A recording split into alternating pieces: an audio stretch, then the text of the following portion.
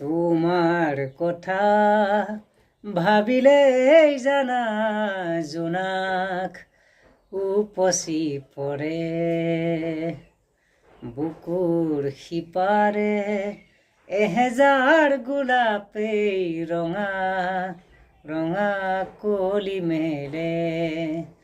ছায়া হৈ আহা এবাৰ কাষৰলে দি থকত নেলাগে আহিবলে সপোনত আহা এবাৰ কাষৰলে তোমাৰ কথা